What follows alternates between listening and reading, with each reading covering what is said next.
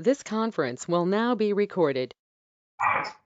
चरक संहिता सूत्रस्थान अध्याय 20 सूत्र क्रमांक 6 सर्वे अपि तु खलु एते अभिप्रवृद्धाः चत्वारः रोगाः परस्परम् अनुबध्नन्ति न च अन्योन्येन सह संदेहम् आपद्यन्ते। अब हम इस एक कठिन अध्याय की चर्चा कर रहे हैं। इस अध्याय के प्रारंभ में श्लोक क्रमांक 2 की जो टीका थी उसकी दूसरी पंक्ति सबसे महत्वपूर्ण है। वो एक बार मैं फिर पढ़ता हूं और फिर आगे जाएंगे, क्योंकि बीच में बहुत अंतर हो गया है, एक लेक्चर नहीं हुआ बीच में, और तो ये हो सकता है थोड़ा सा विस्मरण में गया हो, इस बात को भूलना नहीं है। इसलिए संप्रति अवशिष्टान, अवशिष्टान शब्द महत्व का है। पिछले 3 अध्याय में जो संग्रह रोगों का बताया है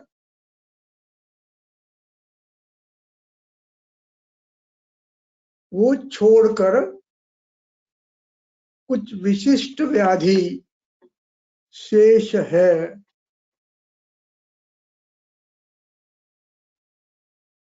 उनकी चर्चा इस अध्याय में करनी है। संप्रति अवशिष्टान, अवशिष्ट शिष्य धातु है, शेष बचा हुआ, और उसका ये पास्ट पार्टिसिपल शिष्ट है। तो जो अवशिष्ट है सभी वर्णन हमने कर चुके हैं, अनुक्तों का भी वर्णन हमने उस अध्याय में कर दिया है कैसे करना।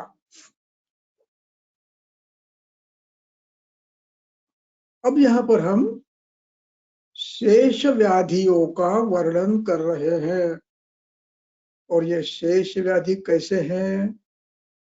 केवल वातादिजन्य, ये केवल वातादिजन्य हो सकते हैं। अभिप्राय केवल ये तंत्र युक्ति है। केवल के 2 अर्थ हैं। केवल का एक अर्थ है संपूर्ण व्याप्त, केवलम शरीरम अनुप्रपद्यते, पूरे शरीर में व्याप्त होता है। दूसरा केवल का शब्द है मात्र, केवल, ओनली। ये दोनों अर्थ है, अभिप्रेत है। संदर्भ से इनको लेना पड़ता है, जैसे संदर्भ हो वैसे अर्थ लेना पड़ता है। तो ये तंत्र युक्ति है, नाम मुझे याद नहीं है, लेकिन ये मर्यादा बताती है। एक अनंत मर्यादा, एक सीमित मर्यादा, उसमें मात्र ये सीमा बताता है। और ये मात्र का प्रयोग जैसे करोगे वैसे प्राणी मात्र, पूरा प्राणी विश्व, और मात्र शब्द से केवल यानी एक, ऐसे भी होता है मात्र, ऐसे दोनों अर्थ होते हैं। तो इन दोनों अर्थ में से हमें कौन सा अर्थ लेना है, ये निश्चित अधिकरण के आधार पर करना है। अधिकरण क्या है इसके आधार पर निश्चय करना है। तो यहाँ पर केवल वातादिजन्यान, केवल वातादि यानी इसमें कोई संसर्ग नहीं, कोई आवरण नहीं,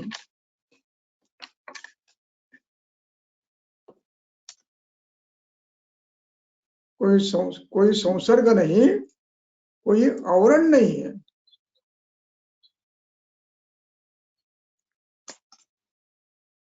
ऐसे केवल और केवल दोष मात्र से, वायु से, पित्त से, श्लेष्मा से ही हो सकते हैं। ये व्याधि करने की क्षमता अन्य दोषों की नहीं है। जैसे अपने बीएमएस में श्लोक पढ़ा होगा, ज्वरो पित्ताधृते नास्ति, शूलो वाताधृते नास्ति, शोथो कफाधृते नास्ति। यानी कुछ लक्षण ऐसे हैं कि जो वायु के सिवाय होना असंभव है, और कुछ लक्षण ऐसे हैं कि जो पित्त के सिवाय होना असंभव है, और कुछ लक्षण ऐसे हैं कि जो श्लेष्मा के बिना होना असंभव है। और ऐसे लक्षणों को ग्रंथकर्ता केवल वातारिजन्यान, केवल वातारिजन्य व्याधि मानते हैं। और ऐसे व्याधियों का वर्णन यहाँ पर हम कर रहे हैं। यानी ये व्याधि बिना वायु के दुष्ट हुए हो नहीं सकते। ये व्याधि बिना पित्त के दुष्ट हुए हो नहीं सकते। ये व्याधि बिना श्लेष्मा के दुष्ट हुए हो नहीं सकते। ऐसे कुछ व्याधि है जो करने का अधिकार अन्यों दोषों का नहीं है। ऐसे व्याधियों का वर्णन हम कर रहे हैं। ये हुआ इस ग्रंथ का अधिकरण। और ये सभी रोगों को महारोगाध्याय कहा है। महारोगाध्याय में ये सामासिक शब्द है। महान्तः रोगाः महारोगाः तेषाम् अध्यायः। यहाँ महान शब्द का अर्थ भिन्न है, वो मैं बाद में बताऊंगा। अब इसके बाद की एक पंक्ति है, वो महत्व की है, वो पढ़कर हम फिर 6 नंबर पे जाएंगे। श्लोक क्रमांक 3 में आगंतु वात पित्त श्लेष्म निमित्तः व्याधयः चत्वारो, 4 व्याधि है। ये संदर्भ इसलिए महत्व का है कि 6वें श्लोक में इसका उल्लेख आया है। सर्वेपि खलु एते अभिप्रवृद्धाः चत्वारो रोगाः। ये सर्वेपि पुनः एक बार तंत्र युक्ति है, व्यापक है। एते आगंतु वातज पित्तज श्लेष्म निमित्ताः सर्वे। तीनों, आगंतु भी, वातज भी, पित्तज भी, कफज भी। एते अभिप्रवृद्धाः, यदि किसी कारणवश वे व्याधि प्रवृद्ध होते हैं। रोगाः क्या करते हैं? परस्परम अनुबध्नाति, ये एक दूसरे को जुड़ते हैं। पिछले श्लोक नंबर 7 में 19वें अध्याय में अनुबंध का अर्थ दिया है। नीचे से 5वीं लाइन, अनुबंधः पश्चात काल जातः। बाद में ये जुड़ते हैं मूल व्याधि के साथ। अनुबद्धः पश्चात काल जातः, पहले एक आगंतु होता है, फिर अपने लक्षण बताता है, और कुछ काल के बाद ये दोषों को विप्लव करता है, दोषों को कुपित करता है। जघन्यम, जघन्य यानी बाद में। अब इसमें होता क्या है? चत्वारो, आगंतु हुआ तो वात पित्त श्लेष्मा का अनुबंध होता है। वातज पित्तज, वातज हुआ तो पित्त का अनुबंध हो सकता है, पित्तज हुआ तो वात श्लेष्म का अनुबंध हो सकता है, और वात पित्त श्लेष्मा को आगंतुक का अनुबंध होता है, इसलिए परस्परम अनुबंधन्ति, एक दूसरे को अनुबंध कर सकते हैं। और इसमें न च अन्योन्येन सह संदेहम अपद्यन्ते, अब यहाँ पर न शब्द इधर लगाना है, न संदेहम अपद्यन्ते, परस्परम अनुबद्धन्ति अन्योन्येन सह, अन्यः अन्येन सह, अन्यः विसर्ग का ओ हुआ है और संधि हुआ है, इसलिए अन्योन्येन, अन्यः अन्येन सह तृतीया अपेक्षा रखता है, विना और सह ये दो अव्यय, इनमें तृतीया विभक्ति की अपेक्षा होती है, इसलिए अन्येन सह तृतीया, अन्यः अन्येन सह अनुबद्धन्ति न संदेहः, इसमें कोई संदेह नहीं है। ये हुआ श्लोक क्रमांक 6। अब इसके बाद 7वां।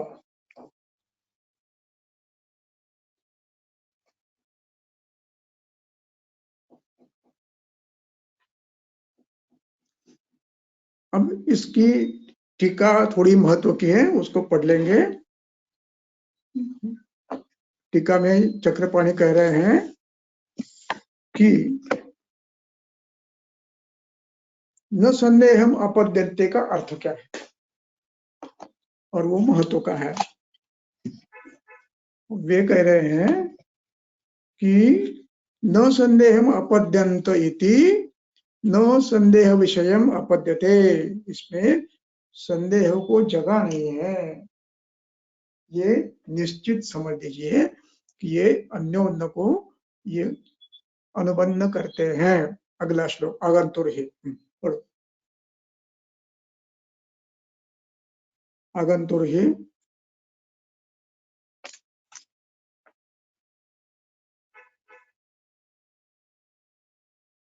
चरक सूत्र सन अध्याय 20 सूत्र क्रमांक 7 आगंतुर ही यथापूर्वम समुत्पन्न जघन्य वातपित्त श्लेष्मणां वैषम्यम आपादयति, निजे तु वातपित्त श्लेष्माणः पूर्वं वैषम्यम आपद्यन्ते जघन्यम व्यथा अभिनिर्वर्तयन्ति।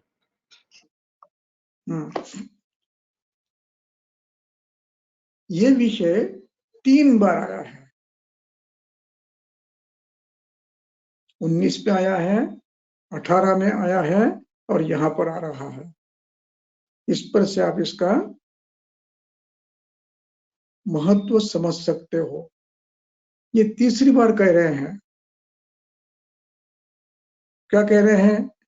आगंतु, पहले आगंतु व्यथा होती है, आगंतु में समुत्पन्न उत्पन्न, पन्न उत अधिक पद धातु है, उसका ये पास्ट पार्टिसिपल उत्पन्न, तो उत्पन्न व्यथापूर्व उत्पन्न, पहले उत्पन्न हुआ आगंतु, जघन्यम यानी बाद में, जघन्यम वातपित्त श्लेष्मणाम षष्ठी है, वातपित्त श्लेष्मणाम षष्ठी बहुवचन है, वैषम्यम आपादयन्ति, इन तीनों का वैषम्य कर सकते हैं, और निज व्याधि में निजे हेतु वातपित्त श्लेष्माणः पूर्वम, पहले वातपित्त श्लेष्मा का वैषम्य होता है, और जघन्यम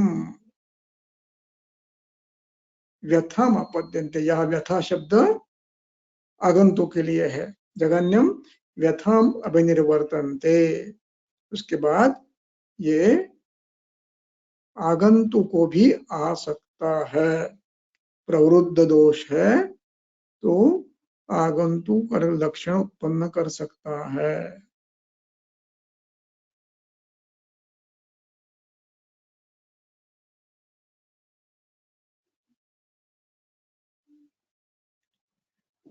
चलो अगला।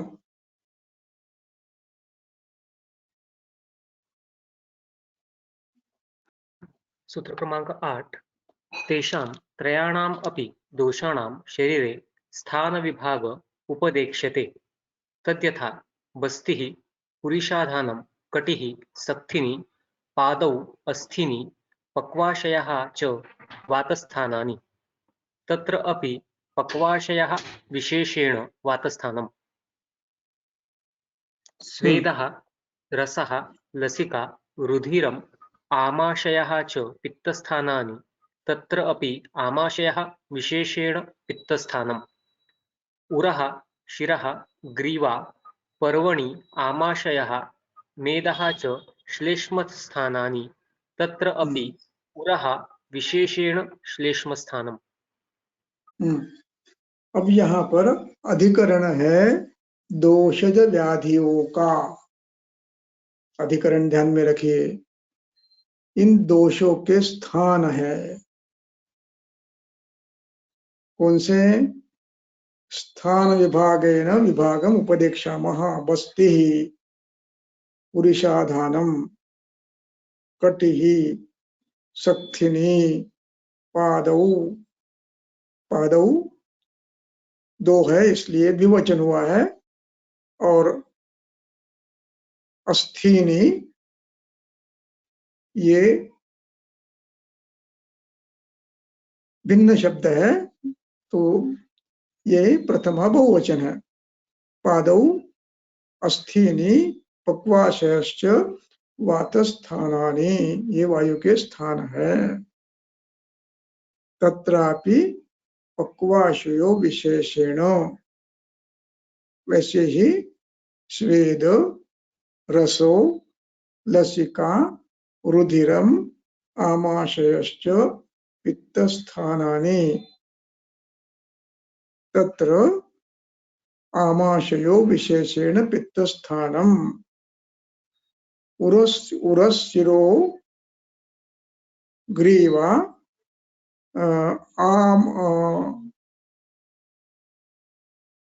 पक्वामाशयो मेदश्च। ये गलत है, कुछ प्रिंटिंग मिस्टेक है यहाँ पर, तो मेरे इसमें ठीक नहीं दिख रहा। तो ग्रीवा पर्वाणी, हाँ वो पर्वाणी है।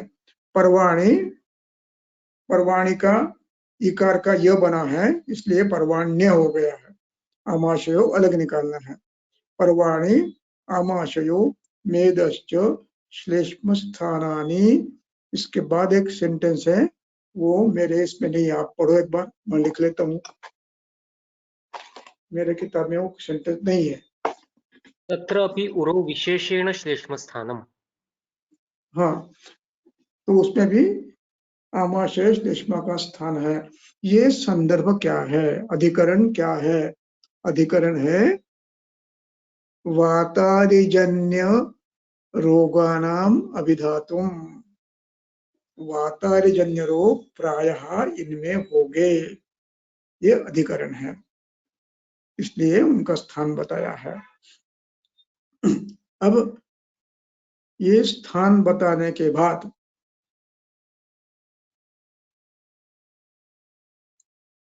इसकी टीका में ऊपर से 5वीं लाइन, तथापि इदं वैशेषिकं स्थानं ज्ञेयं यत्रोपि यतो अत्र प्रायो वातविकाराः भवन्ति भूताश्च दुर्जया भवन्ति तत्र अवजिते वाते सर्ववातविकाराणाम अवजयः।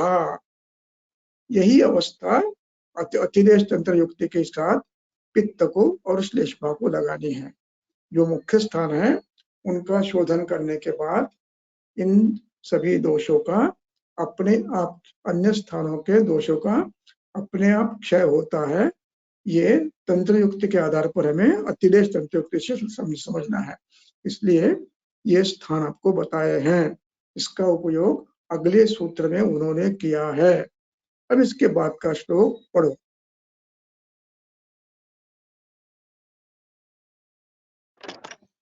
चरक सूत्र अध्याय 20 सूत्र क्रमांक नो सर्वशरीरचराः तु वातपित्तश्लेष्माणः सर्वस्मिन् शरीरे कुपित अकुपिताः शुभ अशुभानि कुर्वन्ति प्रकृतिभूताः शुभानि उपचय बल वर्ण प्रसाद आदीनि अशुभानि पुनः विकृतिम् आपन्ना विकारसंज्ञकानि। अब ये श्लोक हम कई बार पढ़ते हैं और इसका शाब्दिक अर्थ हम समझ लेते हैं, लेकिन इसका महत्वपूर्ण विषय यह है वो समझना आवश्यक है। यहाँ पर एक शब्द महत्व का है, सर्वस्मिन् शरीरे कुपित अकुपितः। कुपित और अकुपित का संधि होना है, तो कुपित कुपित अकुपिताः, कुपिताः अकुपिताः दोनों कैसे हैं? सर्व शरीर चर है, पूरे शरीर में घूमते हैं, चक्रवृत्ति है, चक्रवृत्ति से पूरे शरीर में घूमते हैं। ये वाक्य पढ़ने के बाद हमें ध्यान में आना चाहिए कि संचय की कल्पना आमाशय में श्लेष्मा 3 महीने जमा रहना ये नहीं है। ये संचय भी संचारी है, जैसे रक्त संचारी होते हुए भी बढ़ता है, वैसे दोष भी संचारी होते हुए अपने गुणों की द्रव्यों की मात्रा बढ़ाते रहते हैं। दोष कभी एक जगह रहते नहीं, जहां रहते हैं वहां सड़ जाते हैं, वहां व्याधि करते हैं। दोषों का संचय 2 माह चलता है, श्लेष्मा का संचय 4 माह चलता है। तो 4 माह 2 श्लेष्मा कंठ में सिर में रहता है, ये कल्पना कितनी संशयास्पद है।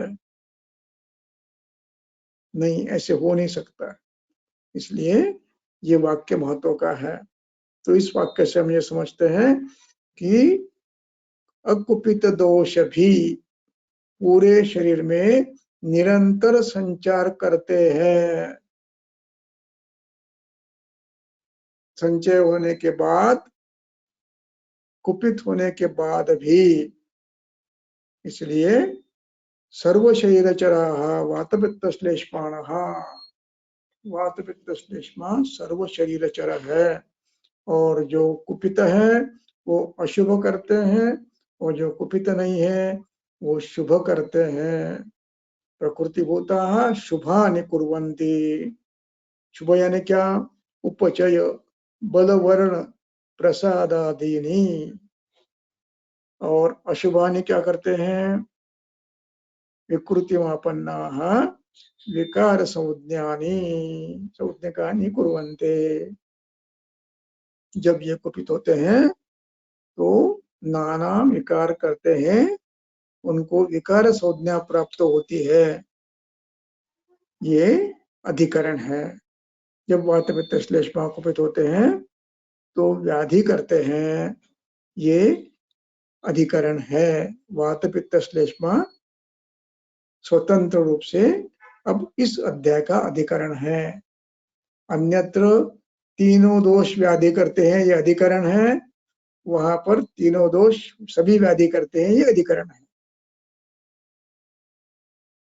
यहाँ पर अधिकरण है कि 3 दोषों, कुछ व्याधियां ऐसी है कि वो व्याधियां इन तीनों दोष, इन अपने अपने दोषों के सिवा अन्य कोई कर ही नहीं सकता, ऐसी व्याधियां है। अब अधिकरण इन व्याधियों का है, वातज पित्तज कफज व्याधियों का है, तो उसको अधिक स्पष्ट करने के लिए अगला 10वां श्लोक महत्व का है। पढ़ो। सूत्र क्रमांक 10। तत्र विकाराः सामान्यजा नानात्मजाः च। तत्र सामान्यजाः पूर्वम् अष्टोदरीये व्याख्याताः। नानात्मजान् स्तु इह अध्याये अनुव्याख्यास्यामः। तद्यथा 80 वातविकाराः, 40 पित्तविकाराः, 20 श्लेष्मविकाराः। तत्र विकाराः, विकार दो प्रकार के हैं, सामान्यज और दूसरे हैं नानात्मज। तत्र सामान्यजाः पूर्वम अष्टोदरीये व्याख्याताः। सामान्य व्याधियों का वर्णन हमने अष्टोदरीय अध्याय में किया है, जिसमें हर व्याधि वातज, पित्तज, कफज बताया है। ज्वर वातज, पित्तज, कफज। कर्ण व्याधि वातज, पित्तज, कफज। मुख व्याधि वात, पित्त, कफज। रक्त पित्त वात, पित्त, कफज बताए हैं।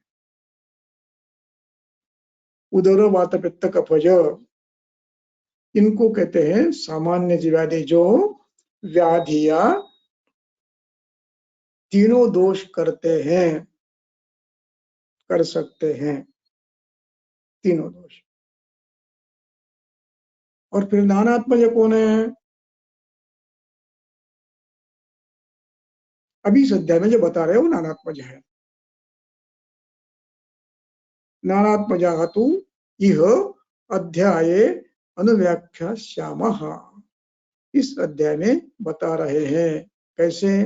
तद यथा 80 वातविकाराः, 40 पित्तविकाराः, 20 श्लेष्मविकाराः। अब ये 80 यानी 80, 40 यानी 40 और 20 यानी 20, ये 20 व्याधि, 40 व्याधि ये अंतिम संख्या नहीं है। व्याधि भी अपरिसंख्येय है, कारण शरीर के परमाणु अपरिसंख्येय है। इसलिए ग्रंथकर्ता इसमें भी ये मर्यादा नहीं रखते हैं, ये उपलक्षण मात्र है। इनके अतिरिक्त वातज व्याधियां हो सकती है। स्थानानुरूप लिंगयश्च शेषान विनिर्दिशेत,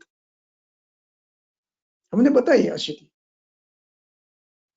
अन्य व्याधियां स्थानानुरूप लिंग से आप समझ लीजिए, निर्माण करिए अन्य व्याधियां।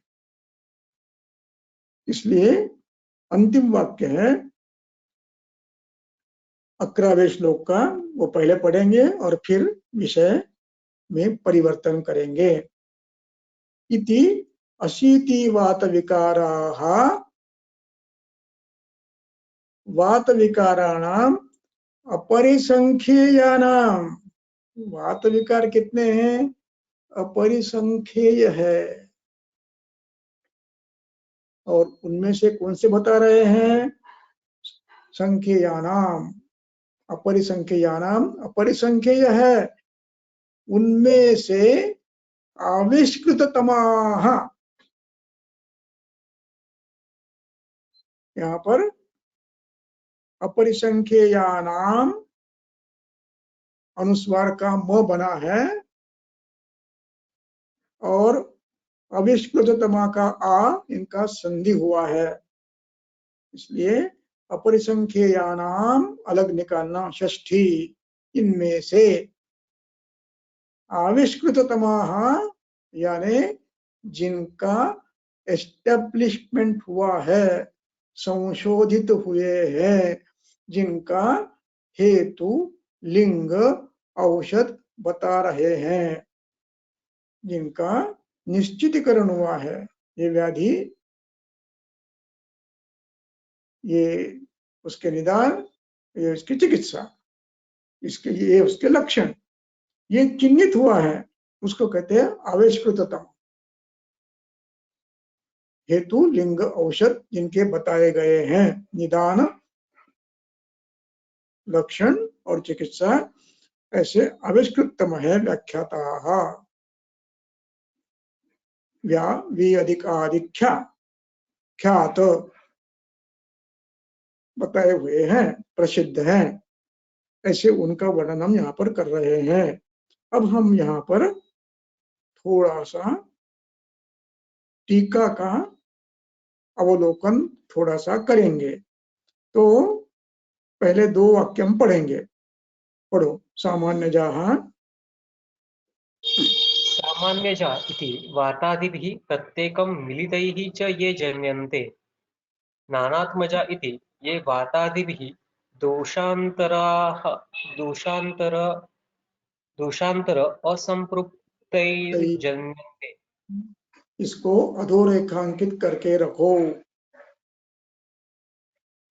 तो सामान्यजा यानी अष्टोदरी में जो व्याधि बताए हैं वो प्रत्येकम मिलितैश्च जन्यन्ते। ज्वर है, वायु भी कर सकता है, पित्त भी कर सकता है, श्लेष्मा भी कर सकता है। ज्वर व्याधि है वो। संताप एक लक्षण है उसका। व्याधि आमोत्पन्न है, व्याधि आमदोषोत्पन्न है। फिर वो वातज हो, वो पित्तज हो, वो कफज है। संताप ये केवल लक्षण मात्र है पित्त का। लेकिन ज्वर संप्राप्ति रस वह स्रोतस, अन्न वह स्रोतस, आमदोषों से लिप्त वो फिर श्लेष्मा हो, पित्त हो, कफ हो, कोई भी हो सकता है। इसलिए वे कहते हैं अन्य मिलित्वा, वात पित्त श्लेष्मा तीनों कर सकते हैं, मिलित्वा भी कर सकते हैं, पित्त भी कर सकता है, कफ भी कर सकता है, तीनों मिलकर भी कर सकते हैं। जन्यन्ते ते सामान्यजाः। और नानात्मज कौन है? नानात्मजेति ये वातादिभि दोषांतरा, अंतरा यानी सिवाय, इसको भी तृतीया की अपेक्षा होती है। इसलिए वातादिभि शब्द आया है। अंतरा सिवाय, ये वातादि के सिवाय नहीं हो सकते।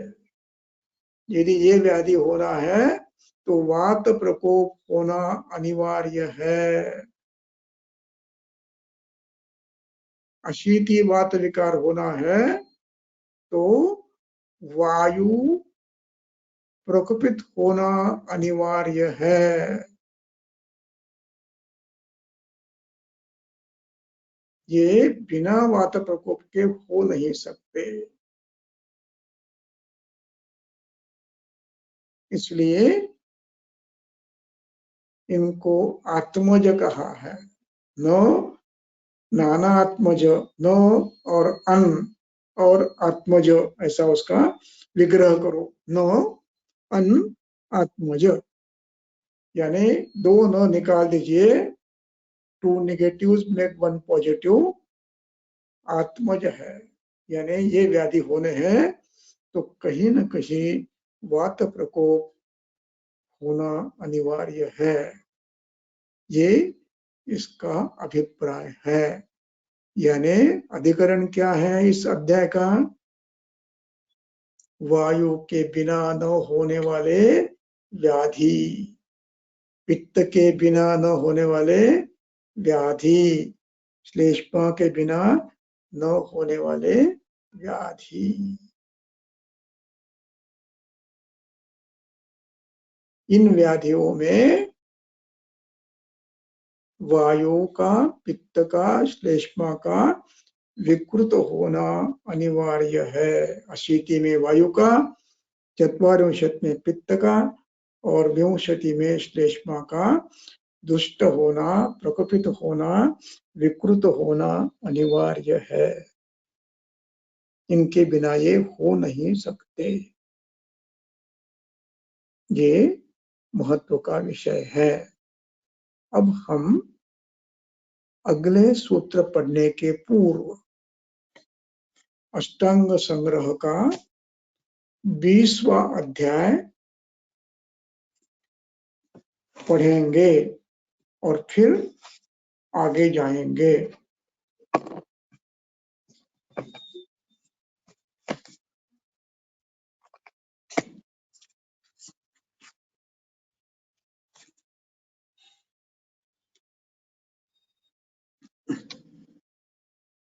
20वाच ना सर? 20वां अध्याय श्लोक क्रमांक 19 और 20 दोनों पढ़ने हैं।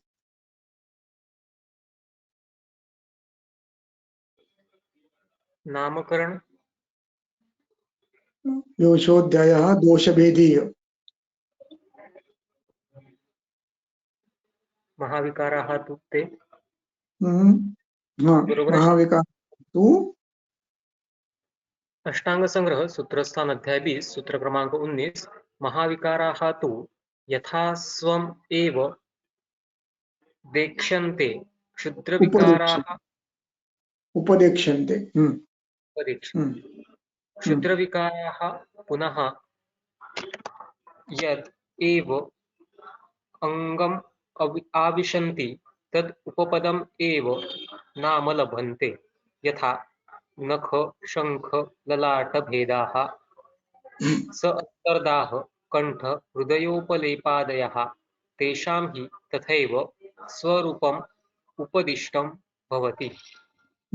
अब मैं इसका एक एक पढ़ता हूं, उसका अर्थ लगाने का प्रयास करेंगे। महाविकाराः यथास्वम् उपदेक्ष्यन्ते,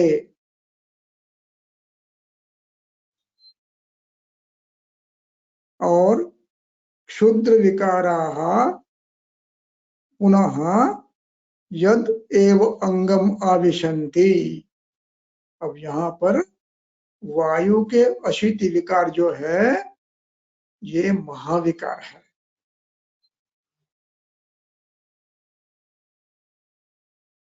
हमने बताए हैं, उपदेक्ष्यन्ते बता रहे हैं इस अध्याय में।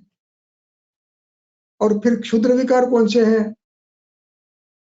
तो ये लक्षण जो हम इसमें बता रहे हैं, ये पुनः यद एव अंगम आविशन्ति, जिस जिस अंग में प्रवेश करेंगे उसका नाम देकर हम तद उपपदमेव नाम लभते, फिर उसको नाम देंगे और ये क्षुद्र विकार होंगे। जैसे भेद ये वायु का विकार है। अब ये भेद विकार हमने महारोग में लिया है, लेकिन ये जब किसी विशेष अवयव में जाकर आश्रय करता है तो उनका भी वर्णन कैसे करना है? नख भेद, शंख भेद, ललाट भेदाः। जैसे दाह, कंठदाह, हृदयदाह, अंतर्दाह, बहिर्दाह। उपलेप है, कंठोपलेप, नासोपलेप, गुदोपलेप, त्वचोपलेप, ऐसे क्षुद्र विकार बनेंगे और उनका तेषां ही तथैव स्वरूप उपदिष्टम भवति, और उसका स्वरूप भी उसी प्रकार बताना अपेक्षित है। इस प्रकार यहाँ पर जो हम लक्षण पढ़ेंगे वायु के, पित्त के, श्लेष्मा के विकार पढ़ेंगे, महारोग पढ़ेंगे, तो ये तो सीमित है, महारोग है। लेकिन ये लक्षण जिस जिस अवयव में जाएगा उसको उस अवयव का नाम देकर नया आप वर्णन क्षुद्र रोग का कर सकते हो, ये अभिप्राय है। अब इसके बाद अगला श्लोक महत्वपूर्ण है, पढ़ो इसी का अष्टांग संग्रह का। अष्टांग संग्रह सूत्रस्थान अध्याय 20 सूत्र क्रमांक 20 सर्वेषु तेषु अनुक्तेषु च अन्येषु असंख्येयत्वादि विकारेषु असंख्येयत्वात् विकारेषु इमानि एव दोषाणाम् आत्मलिङ्गानि सकल शरीरव्यापिनी एव अव्यभिचारिणी च तथा कर्माणि उपक्रमः च तत्र आत्मलिङ्गानि आयुष्कामी ये निर्दिष्टानि। इसके आयुष्कामी अध्याय में उन्होंने बताए हैं। वो क्या कह रहे हैं? एतेषु सर्वेषु, ये जो 80, 40 और 20 व्याधि है, इन सब में असंख्यत्वात् विकारेषु अनुक्तेषु च 80 और अनुक्त जो भी होंगे उनमें भी असंख्यत्व होने के कारण हम कुछ लक्षण यहाँ बता रहे हैं। विकारेषु इमानी, ये 80 हो या 200 हो, इनके कुछ लक्षण हम बता रहे हैं। दोषाणाम आत्मलिंगानि, दोषों के आत्मलिंग बता रहे हैं।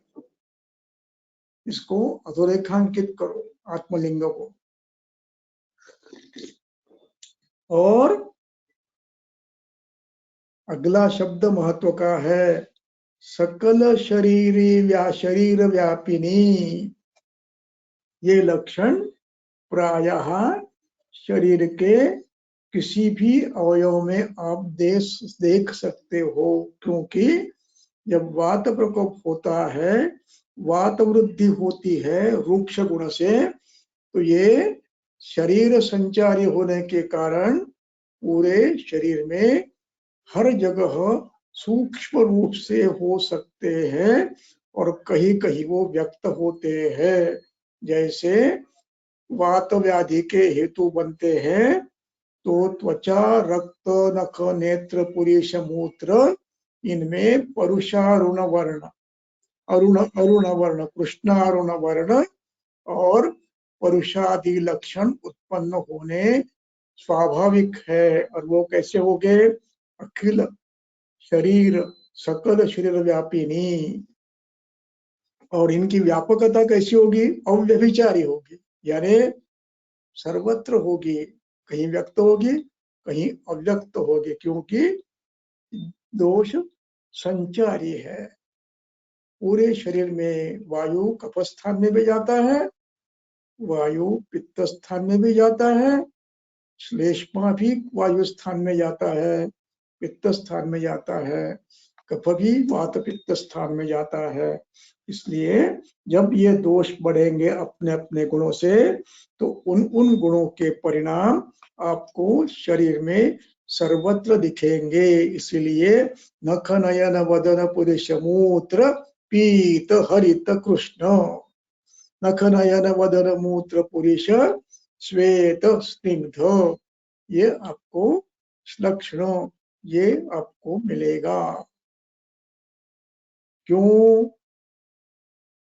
हेतु वातज है, हेतु पित्तज है, हेतु कफ के है। इसलिए हम जब परीक्षा देते थे तो व्याधियों के वातज ज्वर के लक्षण याद नहीं आए तो हम इतना लिख देते हैं, कृष्णारुण वर्ण, नखनेत्र, पुरुषयोः रौक्ष काठिन्य इत्यादि। पैतृक विकार लिखना है तो हम लिखते थे हरित नील पीत वर्ण, नखनेत्र, मूत्र, प्रचाम वचाम। और कफ का लिखते थे श्वेत शीत स्निग्धांगा, नखनेत्र, मूत्र, पुरुष। हो गए हमारे कफज ज्वर के लक्षण, पित्त के लक्षण हो गए। इस प्रकार हम परीक्षा पास होते थे। हर व्याधि में आपको ये मिलेंगे, वातज में ये लक्षण आपको मिलेंगे, पित्तज में मिलेंगे, ये सकल व्यापी है। और उसके बाद तथा कर्माणि, और इनके कर्म भी व्यापक हो गए, लेकिन प्रकोप लक्षण व्यापक नहीं होंगे, वो स्थानानुरूप होंगे। मैं स्पष्टीकरण बाद में देता हूं, इतना ध्यान रखो। ये यानी नानात्मज व्याधि में आत्मलक्षण होंगे और आत्मलक्षणों के कर्म होंगे, और ये आत्मलक्षण युक्त वायु जिस जिस अवयव में प्रवेश करेगा उसमें उसके कर्म व्यक्त करेगा, और इसकी चिकित्सा वाहेतु के विपरीत होगी। उसको कहते हैं नानात्मज। ये नानात्मज की व्याख्या है। अब इसके विपरीत है वो सामान्यज है। वात ज्वर है,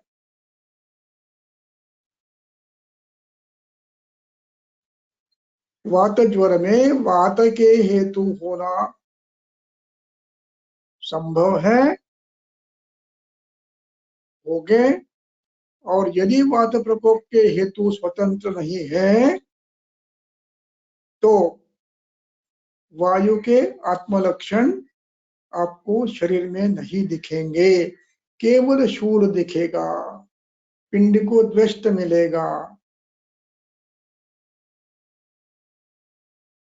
वायु के आत्मलक्षण ये मिले भी तो व्यभिचारी हो गए, व्यभिचारी हो गए। उसका स्पष्टीकरण बाद में करता हूं।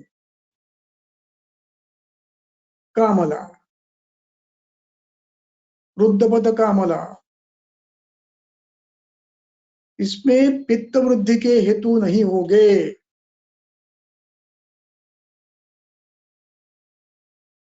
इसमें श्लेष्मा वृद्ध के हो गए हेतु होंगे।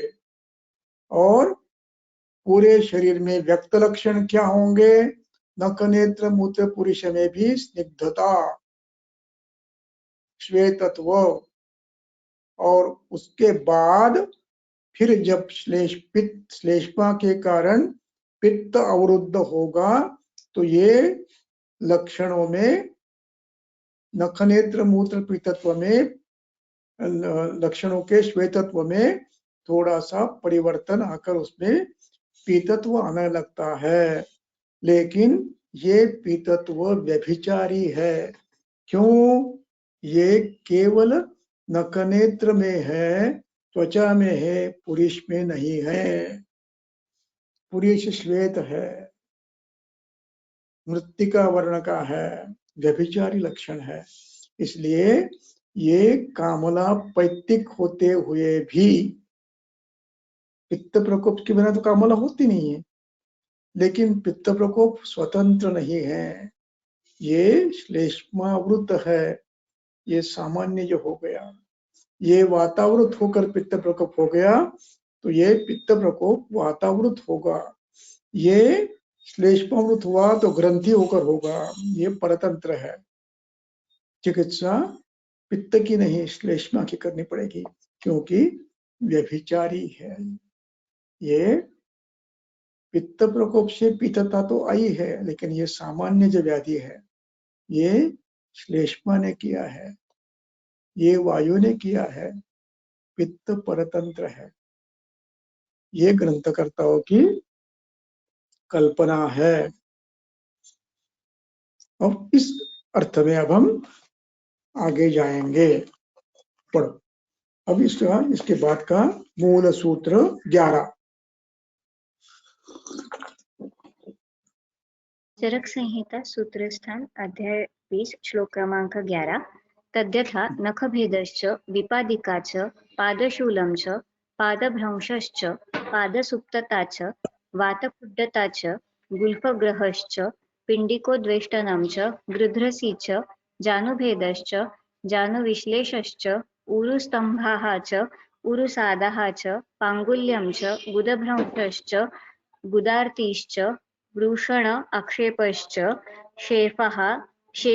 शेफस्तंभश्च वंक्षण आनाहश्च श्रोणिभेदश्च विड्भेदश्च उदावर्तश्च खञ्जत्वं च कुब्जत्वं च वामनत्वं च त्रिकग्रहश्च पृष्ठग्रहश्च पार्श्वावमर्दश्च उदरावेष्टश्च हृन्मोहश्च हृद्रवाः च वक्षौद्घर्षः च वक्षौपरोधः च वक्षस्थोदः च बाहुशोषः च ग्रीवास्तम्भः च मन्यास्तम्भः च कण्ठोध्वंसाः च हनुभेदः च ओष्ठभेदः च अक्षिभेदः च दन्तभेदः च दन्तशैथिल्यं च मूकत्वं च वाकसङ्गश्च कषाय अस्यता च मुखशोषश्च अरसज्ञता च घ्राणनाशश्च कर्णशूलं च अशब्दश्रवणं च उच्चैः श्रुतिः च बाधिर्यं च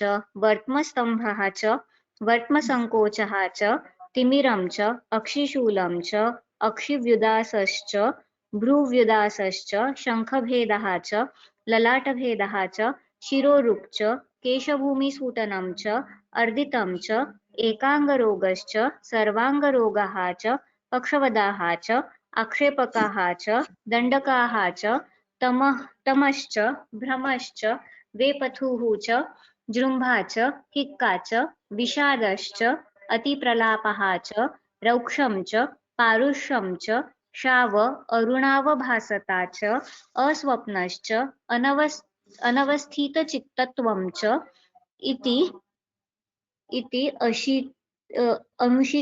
इति अशीतिर्वातविकारा वातविकाराणाम्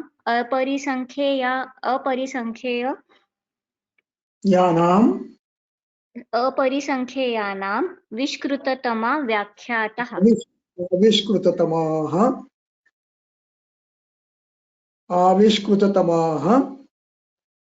आविष्कृततमाः व्याख्याताः। अब ये अशीति वात विकार हम पढ़ रहे हैं। नुक भेदश्च,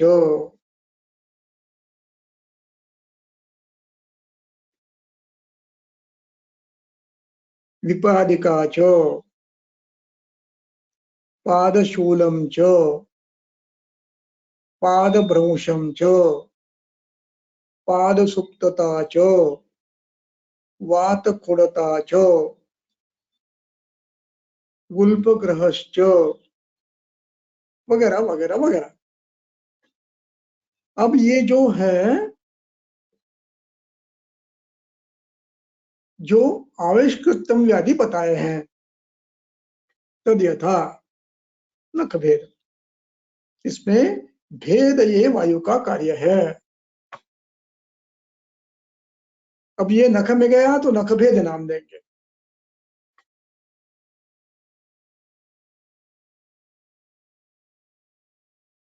विपादिका करना, ये कार्य वायु का है, यानी दरारे पड़ना, स्फुटन होना, विकसित होना, ये कार्य वायु का है। शूल, ये कार्य वायु का है। भ्रंश, ये कार्य वायु का है। सुप्तता, ये वायु का कार्य है। खुड़ता, वात खुड़ता, सबके अर्थ बाद में बताऊंगा, ये वायु का कार्य है। ग्रह, वायु का कार्य है। उद्वेष्टन, वायु का कार्य है। गृध्रसी शूल, स्तंभ, ये वायु का कार्य है। उरुसाद, वायु का कार्य है। पांगुल्य, वायु का कार्य है। भ्रंश, वायु का कार्य है। अर्ति, वायु का कार्य है। आक्षेप, वायु का कार्य है। स्तंभ, वायु का कार्य है। अनाहश्च, वायु का कार्य है। भेदश्च, वायु का कार्य है। विडभेदश्च, वायु का कार्य है। इस प्रकार वायु के जो कार्य है, ये जिस जिस अवयव में होगा, बलवान व्याधि होगा, उसके नामकरण यहाँ पर किए हैं। व्यापकता के आधार पर ये किए हैं।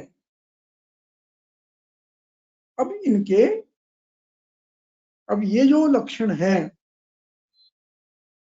भेद शब्द है, ये आपको भिन्न भिन्न स्थानों में मिलेगा। अधिष्ठान भेद से उसका नामकरण भिन्न भिन्न करेंगे। उसका कभी कभी भेद के स्थान पर नाम भी भिन्न होगा, लेकिन प्रक्रिया वही होगी,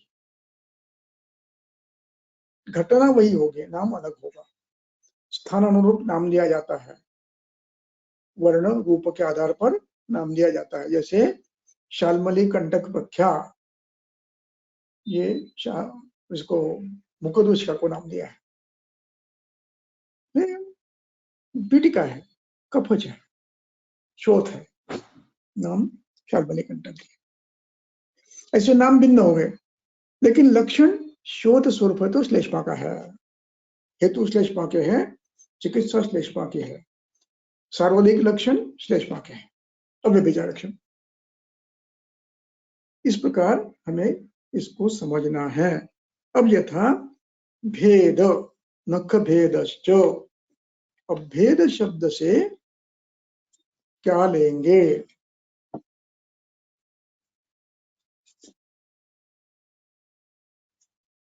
भेद शब्द का मूल धातु भिद है और उसके अर्थ है स्प्लिटिंग, टुकड़े टुकड़े होना।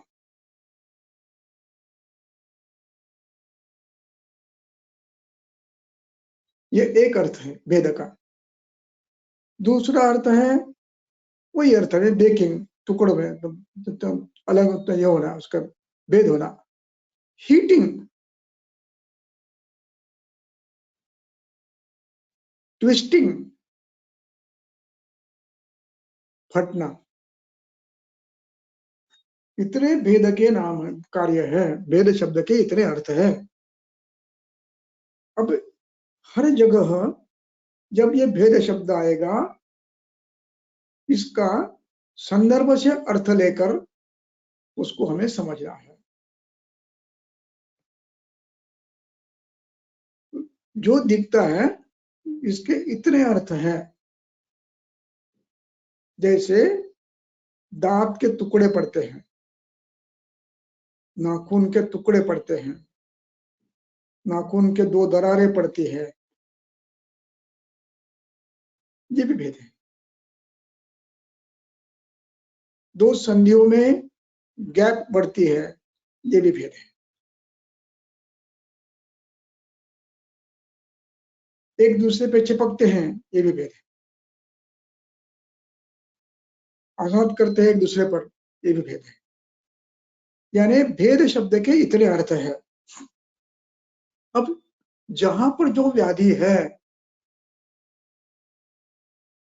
उसके अनुसार इसके अर्थ लेने हैं। हर जगह एक अर्थ नहीं चलेगा, अपने अपने स्थान पर उसका अर्थ भिन्न होगा, नाम अलग होगा। तो विपादिका,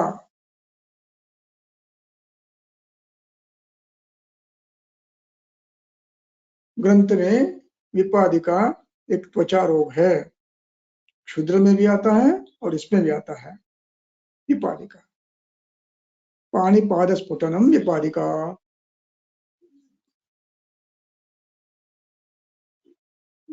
विपद,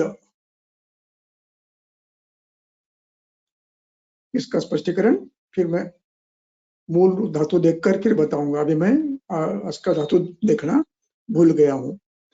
पादशूलम, विविध वेदना। शूल का अर्थ यहाँ पर विविध वेदना है, ज्ञान देने वाले वेद, विविध वेदना देने वाले, अनुभव देने वाले, उसको शूल कहते हैं। भ्रंशश्च, पाद भ्रंश।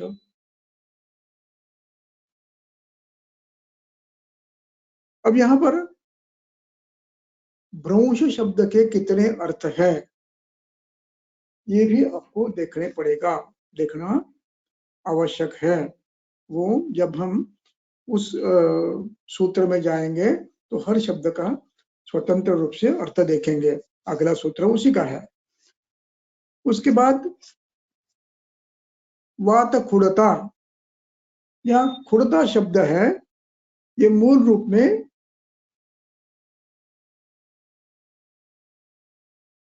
वैकल्य बताता है। खुड़ शब्द का अर्थ वैकल्य है। ये वैकल्य अवयव में भिन्न भिन्न स्वरूप में आ सकते हैं। वातखुड़ता, ये भिन्न भिन्न अवयव में भिन्न स्वरूप में आ सकता है, उसको वातखुड़ता कहते हैं। ग्रहश्च, अब ग्रह गुल्फ में हुआ तो गुल्फ ग्रह, कटि में हुआ तो कटि ग्रह, शिर में हुआ तो शिर ग्रह, पुष्ट में हुआ तो पुष्ट ग्रह,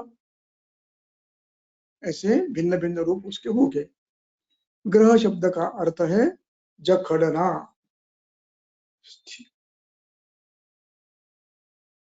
अब उसमें एक अर्थ ये मैंने जाके जखड़ना है बता,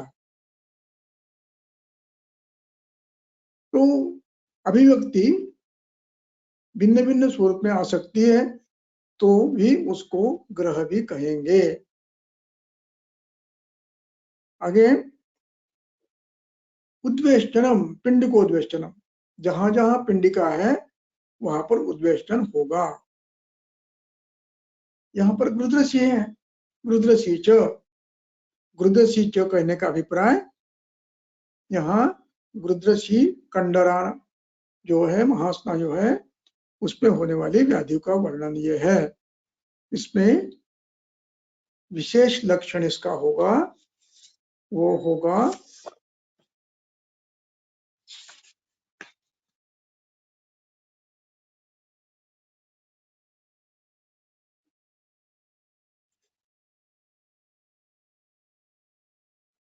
सख्नः क्षेपम निगृह्णाति। शक्ति का क्षेप, क्षेप का अर्थ है प्रसारण, क्षेप का अर्थ है प्रसारण, यानी शक्ति का प्रसारण बाधित होता है। ये एक जगह हुआ, अब ऐसे जहां जहां होगा उसको नाम भिन्न होगा। प्रसारण बाधित होना, ये अवयव जहां होगा उसको यहाँ गृध्रसी नाम अलग कारण से दिया है, तो उसको गृध्रसी के स्थान पर भिन्न भिन्न नाम आप दे सकते हो। अब देखो, नख भेदाया जानो भेदाया, अब जानो भेद से अर्थ कितने ले सकते हैं वो डिक्शनरी में देखकर, और जैसे रोगी सामने आएगा वैसे उसको नामकरण, उसका अर्थ लेना है हमें। जान विश्लेषश्च, अब संधियों में विश्लेष होना, यानी विलग की भावना होना, इसके भिन्न भिन्न प्रकार आपको देखने में मिलेंगे। कभी कभी धातु क्षय होने के बाद संधि विश्लेष सा अनुभव होता है, ऐसे लगता है संधि ढीले पड़ गए हैं, लेकिन चलता है रोगी, धीरे धीरे चलता है, लेकिन अनुभव करता है कि ये ढीले पड़ गए हैं। ओजक क्षय में होता है विश्लेष, उसको लगता है कि मेरे पैर में ताकत नहीं है, मैं चल नहीं पाऊंगा, लेकिन चलता है, लेकिन अनुभव करता है कि मैं शिथिल हो गए, कष्ट हो रहे हैं, ऑकवर्डनेस फील हो रहा है। ये ऐसे आपको भिन्न भिन्न लक्षण रोगी बताएगा, इसलिए बहुत पेशेंट देखना जरूरी है। मैंने एक पेशेंट देखा जो मद्यपी था, वो कहता था मैं चल नहीं सक रहा हूँ, ऐसे लग रहा है मुझे कि मेरे पैर में घुटनों में देर ताकत ही नहीं है, और मैंने चलने को पता चल रहा है। उसको नहीं बोला से मुझे एडमिट करके लो, एडमिट किया उसको, वो चल रहा है, दिन भर घूमता है, लेकिन कहता है मुझे ऐसा लग रहा है कि मेरे पैर सीधे ढीले हो गए, मैं चल नहीं पाऊंगा। ये ओजक क्षय का लक्षण है, अति मद्यपान का। तो उसमें फिर जीवनी द्रव्यों का देकर उसको संभालना पड़ता है। मद्य बनने का तो बहुत जल्दी होता है, नहीं तो नहीं होता है। तो इस प्रकार इन सब का अर्थ आपको भिन्न भिन्न रूप से लेना पड़ेगा। इस पर अधिक विस्तार अगले व्याख्यान में करूंगा। आज यही रुक जाता हूँ। बोलो।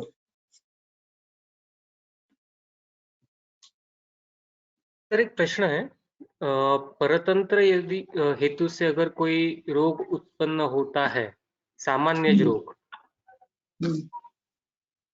जैसे रुद्धपथ कामना हो गया उदाहरण के लिए, ये दोनों में क्या अंतर है? या दोनों एक ही है? परतंत्र से उत्पन्न हुए रोग और सामान्य रोग, इनमें क्या अंतर है? यहाँ दोष परतंत्र है, दोष प्रकोप परतंत्र है, और उस परतंत्र दोष प्रकोप ने व्याधि किया है। कामना परतंत्र नहीं है। कामना सामान्य जो है, पित्त भी कर, ये कफदृष्टि से कामना होती है और वातदृष्टि से होती है, और पित्त से तो स्वयं होती ही है। लेकिन कामना होना है तो पित्त प्रकोप किसी न किसी प्रकार से होना, स्वतंत्र या परतंत्र रूप से होना अनिवार्य है। इसलिए उसको सामान्य उस समय सामान्य कहते हैं जब अन्य दोषों से होता है। तो जब अपने दोषों से होता है तो उसको नानात्मज कहते हैं। तो नाना सामान्य में दोष प्रकोप स्वतंत्र और परतंत्र दोनों मिलकर हो सकते हैं, और नानात्मज में केवल एक होगा, अन्य नहीं होगा। ये फर्क है।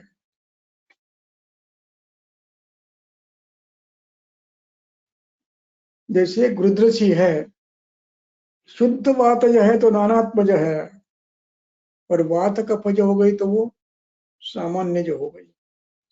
गृध्र से द्वे अष्टोदरी में आया है, वात कफज, वो सामान्य हो गई। वो वात प्रकोप है, श्लेष्मावृत है, और हो सकता उसके पहले वात प्रकोप भी होगा, दोनों होंगे। लेकिन ये गृध्रसी यहाँ जो होगी, ये केवल और केवल वायु की होगी, इसको नानात्मज कहते हैं। और वहां पर होगी वो दो दोषों की मिलकर, आवरण से, संसर्ग से और परतंत्र कारणों से भी हो सकती है।